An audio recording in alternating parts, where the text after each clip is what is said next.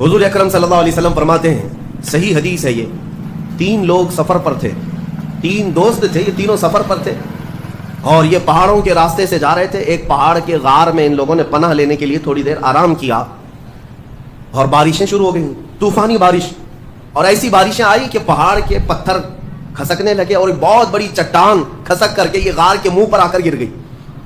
غار بند اور یہ اندر 3 بیٹھے ہوئے ہیں، ہاتھ کے ہلانے سے تو پتھر جانے والا نہیں، ایک بڑی چٹان گر کر کے بند ہو چکی، ان کی قبر وہیں بننے والی۔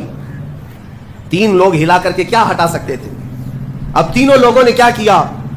میرے آقا صلی اللہ علیہ وسلم فرماتے ہیں تینوں رونے لگے کہ اب ہماری موت یہیں پر ہونے والی ہے، ختم ہے، لیکن اس سے پہلے چلو اللہ کی بارگاہ میں اپنی زندگی کی کوئی ایسی چیز ہو جو تم نے خالص اس کے لیے کیا تھا، اس نیکی کو وسیلہ بنا کر کے دعا کرتے ہیں، دیکھتے ہیں پتھر ہٹتا ہے کیا۔ تو تینوں نے اپنی اپنی زندگی کی ایک ایک چیزیں شمار کرنا شروع کیا۔ توجہ چاہتا ہوں، پہلے ایک بندہ سجدے میں گرتا ہے اور عرض کرتا ہے، مولا تو جانتا ہے میری ایک بوڑھی ماں تھی، ماں کی خدمت بہت کیا کرتا تھا، ماں کی بہت تعظیم کرتا تھا۔ ایک دن رات کو جب میں گھر پہنچا تو میرے پاس صرف ایک روٹی تھی اور تھوڑا سا دودھ تھا۔ میرے گھر کے کئی بچے تھے، بچے بھی بھوکے تھے، لیکن میری ماں بوڑھی تھی، تو میں جب بھی گھر رات کو پہنچتا پہلے اپنی ماں کو کھلاتا، اس کے بعد اپنے بچوں کو کھانا دیتا۔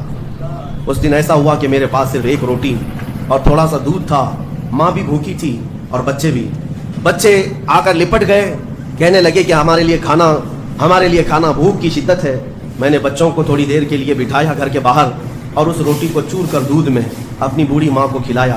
میری بوڑھی ماں جو بھوکی تھی وہ پوری روٹی کھا گئی اور پورا شکم سیر ہو کر وہ دعا کرتے ہوئے سو گئی۔